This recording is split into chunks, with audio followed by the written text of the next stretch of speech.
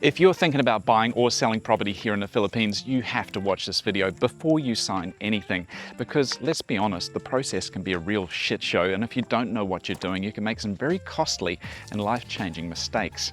I mean, it's kind of like being blindfolded and walking through a minefield after 6 bottles of Red Horse and hoping you're going to make it out the other end with both your legs and your savings intact.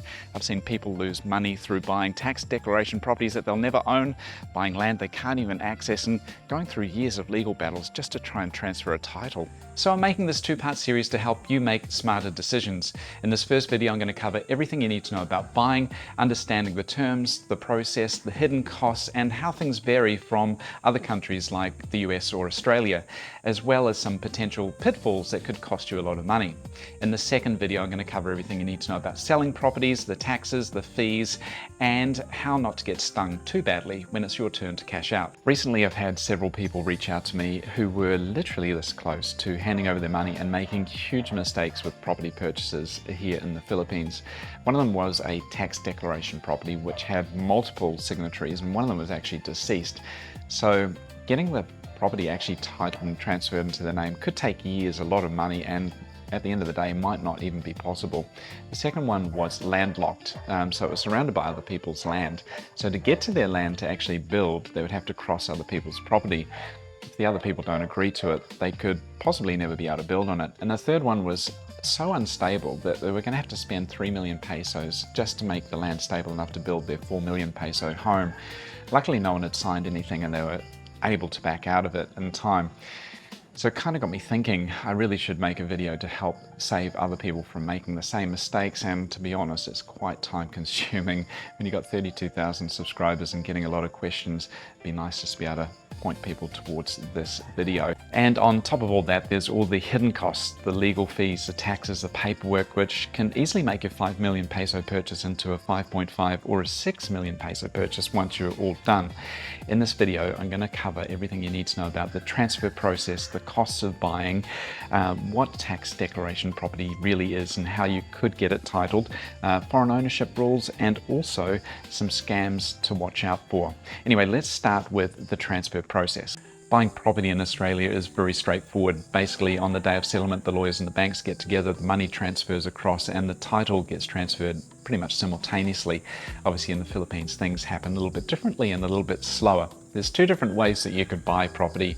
One is with cash and the other one is with a bank loan. And obviously, if you're a foreigner, you're going to find it much harder to get a bank loan, but we'll cover both. Firstly, if you're buying cash, the buyer agrees to a price with the seller, pays the seller. The seller then starts the transfer of title, and at that time they have to pay the relevant taxes, which we will cover later and in the next video where we cover selling. And then obviously after 6 months or maybe a year, it depends on where you live, because every different municipality has a different time frame for issuing titles, but it could be up to a year. That's when the buyer gets the title transferred across. Now let's cover how it happens with a bank involved, which things get a little bit, well, backwards. Well, I say backwards, but I probably should also add scary, well, at least for the seller. For instance, recently we had an offer on one of our properties in Panglao, and the person needed to obtain a bank loan. And the process basically goes like this. We agree on a price. The buyer goes to the bank and asks for a loan for the set price, and then the bank is going to send out an assessor. Now in our case, we're in Bohol. They had to send someone from Cebu. It took 2 months for that person to come and do the assessment and another month to produce the report. They basically assessed the price too low. The buyer could have chosen to bridge the gap between the purchase price and the bank's assessment price, which was really, really low. Anyway, it fell over. Had it gone through though, the process would be that the seller would have to start paying the taxes once the bank has said, yes, you can get the loan. Now, the seller doesn't get the money straight away. It's only a bank guarantee, and the bank will only pay once the title has been transferred to the buyer. So it's a bit of a chicken and egg. So from a seller's point of view, we transfer the title to the buyer without receiving any money, only with a bank going, yeah, we're going to pay you. But knowing that it takes at least 6 months to transfer a title in Bohol, number one, the seller doesn't get the money for 6 months and the buyer is still homeless for 6 months. A bit backwards. Anyway, do your research. speak to a good lawyer if you are going to go through a bank. And if you're looking at buying tax declaration property, the shit show gets even more exciting. So we'll cover that a little bit later, but let's cover the costs when buying a property here in the Philippines. And you really need to allow at least 6 to 8%. So if you're looking at a 1 million peso property, 60 to 80,000 on top of what you're purchasing. And it's broken down into different bullshit government tax. I mean, different taxes. Anyway, the first one is a transfer tax, which is about 0.5% to 0.75. Registration fee is 0.25%. Now, the documentary stamp tax, or the DST, is about 1.5% of the selling price or the zonal price. Now, the zonal price could be higher, but your lawyer can check on that. Then notary and legal fees is around about 10 to 30,000, depends on which lawyer you use. It could be up to even 50,000. And sometimes the seller expects the buyer to pay for the agent's commission. So just double check with that, because it could be 3 to 5% as well. So a 5 million peso property could end up being between 5.3 and 5.6 million pesos. And then there's VAT as well if the property is being used as commercial, like an Airbnb. And again, you need to discuss with the seller who's going to shoulder that cost. Now, property prices here in the Philippines have just gone bonkers over the last 10 years, and it's kind of exponentially growing. And it's very tempting to rush in and buy a piece of cheap land that you potentially haven't even seen. But there's some things you really need to consider. So I'm just going to cover a few of the key points. Now, first of all, does it have a title? And is the person selling it, is that the person's name on the title? If not, you need to do some more digging. We're going to cover tax declaration in a minute. Make sure there's no encumbrances on the title. Check that there is no tax that needs to be paid. Sometimes properties are sold and they haven't paid tax for 20 years. If you purchase it, you're buying that liability as well. So make sure the tax liabilities are cleared. Get a proper site survey. So pay for a surveyor. If the owner won't do it, get a surveyor to come and basically peg out or check where the pegs are, and make sure that the piece of land that you think you're buying is actually the exact piece of land. Can you access the land? As I said before, one of the people that was looking at buying a piece of land couldn't even access it without crossing other people's properties. If that's the case, or it's very, very far from an access road, it's going to make your build either very expensive or just not possible at all. And maybe get a quote. If your land is sloping, get an engineer to come in and give you a quote as to how much it's going to cost you to make the land stable enough to build on and get materials too. Now, let's cover the big one, tax declaration. Now, if you see a cheap piece of land or even a house and land that's for sale, it seems too good to be true and it says tax dec, it means tax declaration, which basically means that the person doesn't own it. They've just said to the government, look, I'm using that land, and send the tax bill to me, and they get the receipt in their name. It's kind of like paying the registration of someone else's car for them. You don't own the car, but you have your name on the receipt. Now, there can be 20, 30, 40 signatories on a tax declaration, and if you want to purchase that property, every single one of them has to sign the agreement. And if one or two of them are dead or can't be found, it can cause issues and take years and a lot of money to try and get it titled in your name. For instance, I have a friend who bought 5,000 square meters in Bohol. It was 21 signatories, and they had to arrange everyone to get to the same place so they could sign the agreement to transfer it across or start the transfer process, which can take a year or even 2 years and cost between 100 to 300,000. Anyway, one person had a motorcycle accident. She actually traveled to the other side of the island to the hospital to get that signatory. That's how important it is. So if you want to get it titled, there is a process. Firstly, if you're going to look at a tax declaration property, see how many signatories are on the tax dec. If there's one or two, then maybe it's worth doing, especially if they're still alive and they're willing to sign the agreement. If there's more than that, it can be like herding cats. Check to see if the property has been titled. So although the person is paying tax and they have the receipt for that, it might be titled in someone else's name, and in which case you're buggered. Just don't even touch it. The second thing, if it is untitled public land, then you might actually be able to get it done. So it might be worth pursuing. Now, under the Public Land Act, the people whose names are on the tax dec have to prove continuous possession of at least 30 years of that particular piece of land, and that means gathering affidavits from barangay officials, neighbours, old utility bills, tax receipts and photos showing that they've had long-term possession. Yeah, and I don't keep my records that well, so I'm guessing it might be a little bit tricky. Then they need to survey the property, so you need an engineer who's going to do a proper survey to create a map and show the technical description of the property that you're proposing to purchase. There's two different routes for titling, and the first one is an administrative title, which is for rural, public or agricultural lands, and the second one is a judicial titling, which is through the court for private or disputed lots. So either way it can take 1 to 3 years, and by the time you've paid for surveys, permits and legal fees, it could be anywhere from 100 to 300,000 pesos. Then and only then will you get the transfer of title, which you'll get the OCT or original certificate of title in your name, and only then could you legally sell, transfer or mortgage that property. It's good fun, eh? So this is where shit can get really, really messy, even to the point of where you might have to hire a private investigator just to get the deal done. Because basically, tax declaration property is family or inherited lands. And even if there's just one sibling on the documentation, legally every heir is entitled to a share. So to sell, every heir has to sign either a deed of sale or a waiver of rights.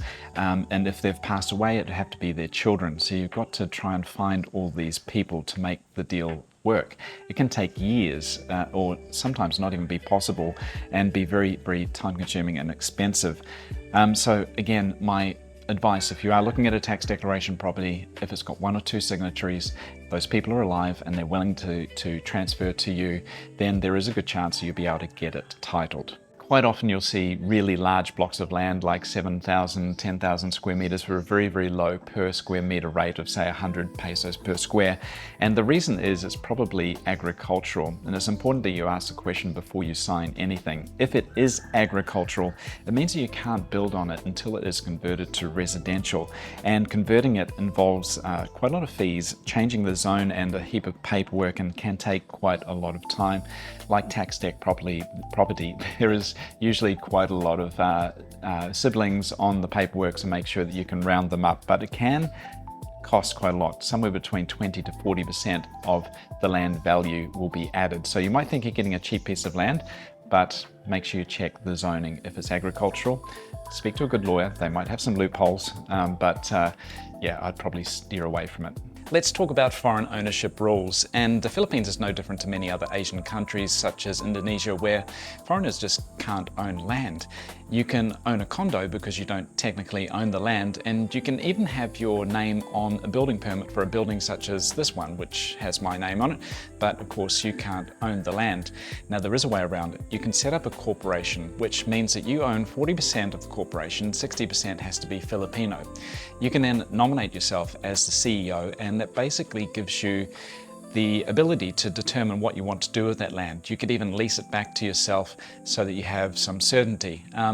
It is not 100% foolproof. Make sure you do research it properly, get a good lawyer, and make sure that the people that are on the corporation with you are people that you trust. Now, the most common way foreigners buy land here in the Philippines is through putting it in their Filipino spouse's name. And yes, it comes with risks.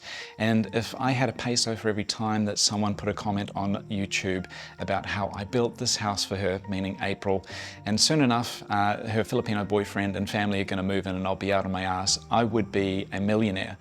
And it's quite obnoxious and rude to assume these things, but I do understand that it does happen. But this is what I think. A lot of older foreigners come here to the Philippines. They meet a girl who's a third their age in a girly bar. They get told that they look like Brad Pitt and the girl's in love with them. They end up getting married. They buy a house together. And yeah, the Filipino boyfriend moves in, the family moves in, and the old guy's out on his ass. I understand it does happen. I don't need to defend myself, but April and I'm 46, she's 44. We met through mutual friends. We love each other, we've got a great relationship, and I feel very comfortable in my relationship. So, and if anything did happen and I lost the property, I'm okay. But I guess if you are going to get a property with someone that you've met, make sure that the relationship is sound and maybe do a bit of background research first before you commit. People often ask me, how do you find properties here in the Philippines? And for me, I think there's three main ways that I would look. First of all, find out where you want to live and check the local Facebook pages for buy, swap, sell and see what's available. There is a lot of scammers on there, so just be cautious and of course get things checked out by a lawyer. Second way is to get in touch with some agents in the local area and let them know what you're looking for and get them to contact you as soon as something comes up. The third way is a little bit more grassroots. Finding the location where you want to go, going around talking to people in the sari stores, asking them if they know of anything that's available, and then you're more likely to get a direct sell and probably a better price. Well, speaking of scams and misrepresentations, there's quite a few that you should watch out for when you're looking to buy property here in the Philippines. I just want to add though that I've been coming here for over 20 years and lived here for 3. I've never been scammed and I've never had anyone try to take advantage of me. But of course it does happen. So let's run through a few of the scenarios. Now some are not really scams as much, but just people omitting the truth. Selling land on a floodplain, that's quite common where people know that it floods and it's not a great place to build. Quite often it is agricultural farm lots. Selling land again that can't be accessed, so they know it's landlocked, you can't get to the actual property to build, so you'll often see very, very cheap prices because they've obviously tried to build themselves and found that they couldn't.